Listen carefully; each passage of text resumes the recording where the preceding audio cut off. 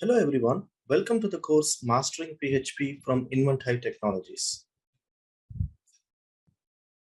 In this video, we are going to see many points related to the syntax of PHP, and then we are going to start on PHP variables. So in the last video, we ran our first Hello World program. In the video, we mentioned that the PHP code is inside these start and end tags. So these are essential to differentiate PHP code from the surrounding HTML code. In this example, we are simply having an echo statement inside PHP tags to print a string. PHP has a shortcut when we want to just use one echo statement. This is the PHP short echo tag.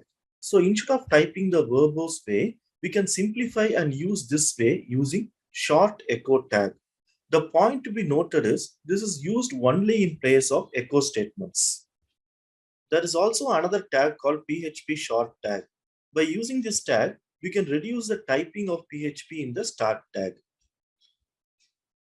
However, this tag usage is deprecated in PHP 7.4 and in fact removed in PHP 8, and they are no longer supported. But the many examples we might find in the internet shall be using this way of using PHP short tag. So we should be careful in understanding this and change PHP short tag to PHP tag when we pull old code in our projects. The next point we are going to discuss is the usage of semicolon. The modern languages like Golang, Kotlin, Python have removed the necessity of semicolon usage in their code. But like every language which started in the 80s and 90s, like C, C++, Perl, Java, JavaScript, PHP also uses semicolon at the end of every statement.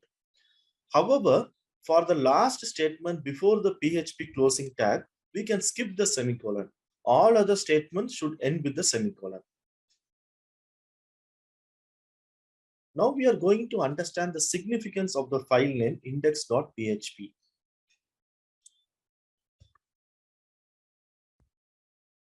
Let us start the Apache process through exam. We don't need to start the MySQL process now as we are not yet using the database. This is a Hello World program which we executed in the last video. And this is the output of the Hello World program. The name of the program is index.php. What would happen if this program is named something different? Let us rename this file to hello_world.php and save it.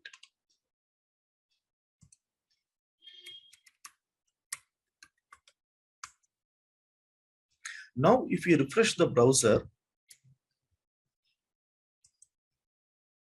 we can see an entirely different thing. It is listing the files under the PHP directory. This is because when we only give the path in the URL, Apache will go to the path and check if there is a file called index.html or index.php. If such a file exists, it will execute and provide the output to the browser. But when such a file does not exist, it simply displays the contents in that folder. Now, if we click on the hello_world.php, we can see in the address bar that the file is invoked. As the file is executed, we can see the same output. So now let's rename this back to index.php and also change this to the PHP and refresh the browser. Now we are back to the same output. This is the significance of naming the file as index.php in a directory. Now we are going to see the difference between echo and print statements. Both are used to output the data. In PHP, both echo and print statements can be used to display output to the browser. Let's create a file now to understand this further.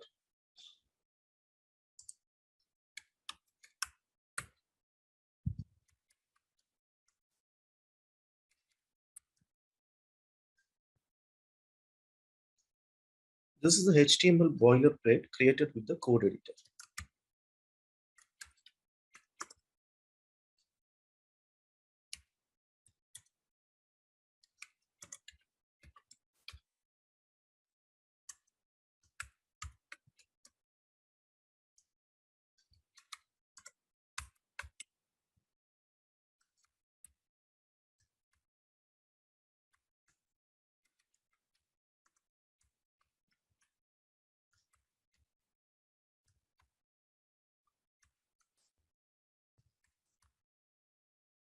Now let's check the output in the browser.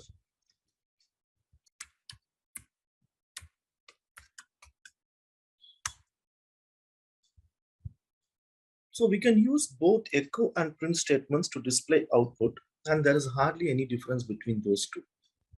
Both can be used with and without parentheses.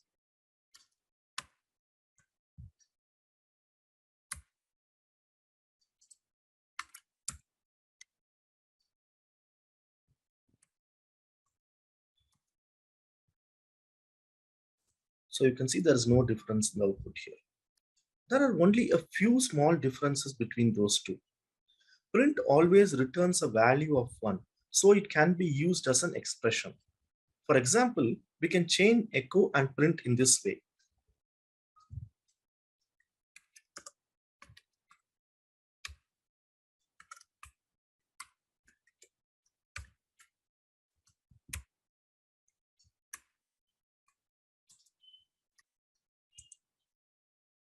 So we can see this 1 which is returned by the print statement.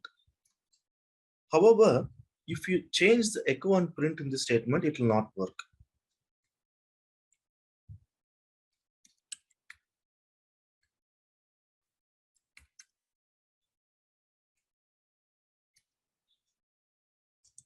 It's clearly showing that there is a syntax error on line 15.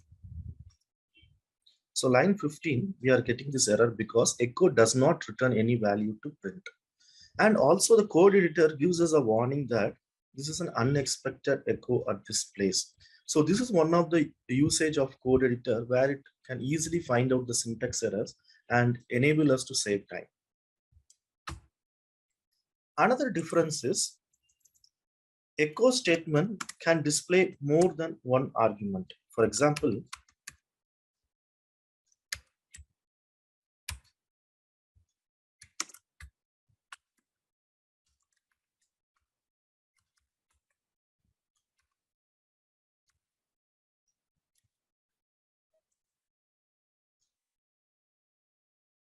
but print statement always accepts only one argument.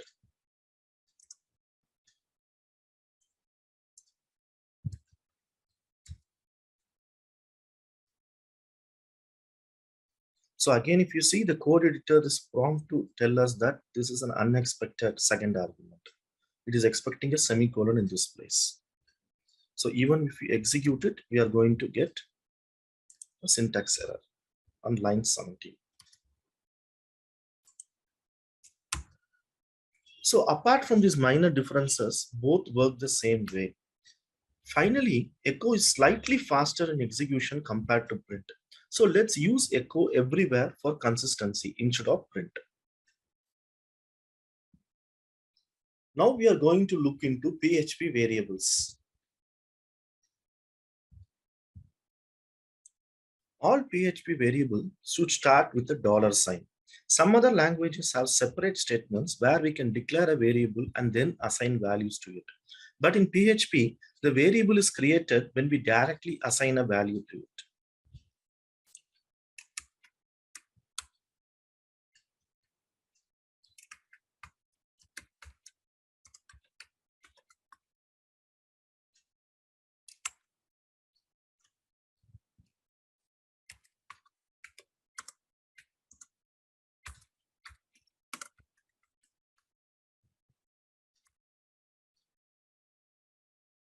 Here we are assigning a string to a variable.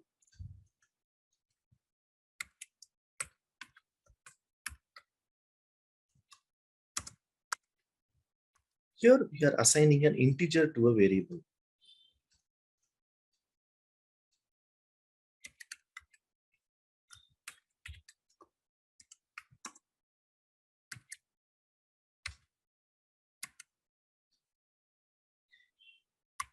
Here we are assigning a float number to a variable. We will deep dive into PHP data types in the next video. Let's try to print these values now.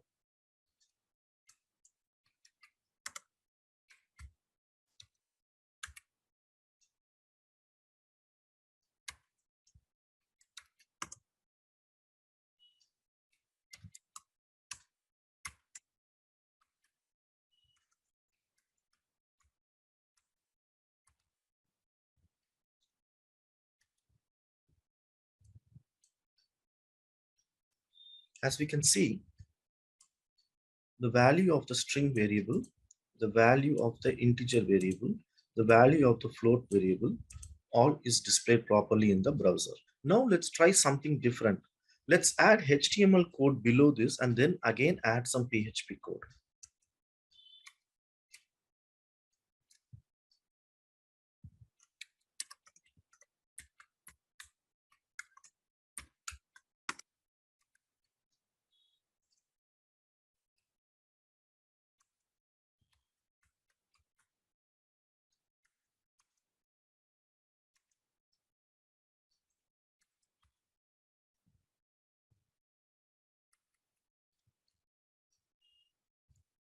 Let's see the output now.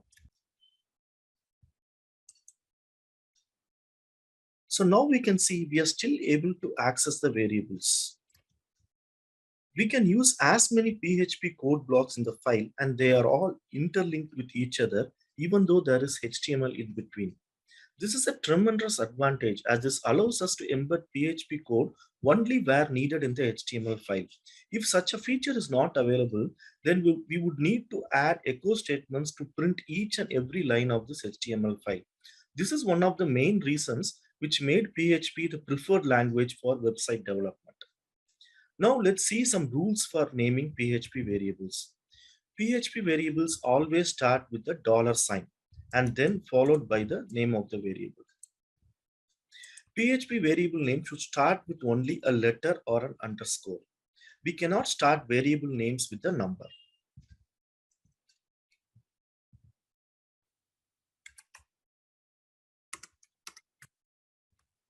So here we can see there is an error thrown.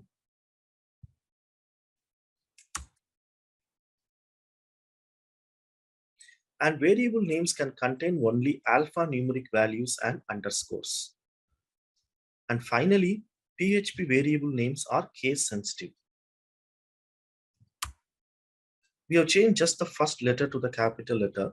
Let's see if you are able to access the variable. So here it is throwing an error saying that it's an undefined variable message with a smaller m. So this message with capital M is defined, but it's not used. However, this variable with a small m is never defined. So PHP variables are case sensitive. One more point to note when creating variables is to always name them meaningfully. This will help in understanding the intent of the variable when used in different places in the program. So it greatly improves the readability of the code.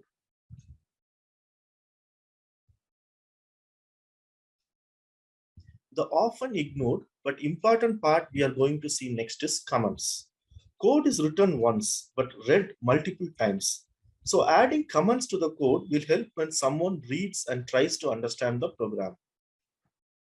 But many times when we see others' code, either the code will have no comments or the code will have comments like this.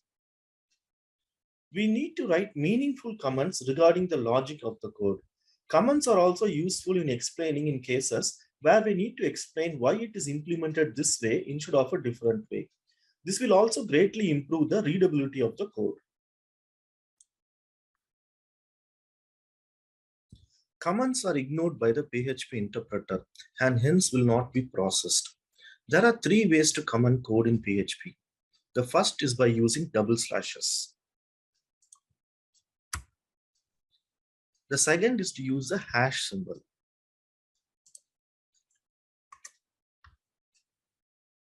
Both of them will comment everything to the right side of it in the line.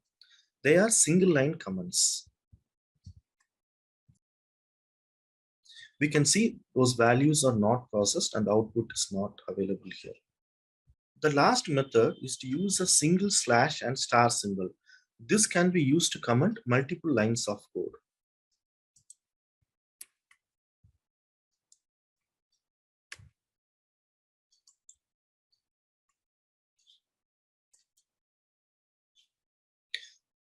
So these are the different ways of adding comments in PHP. Thank you for watching this video, and we will have a deeper look into PHP data types in the next video. Thank you and bye till our next video.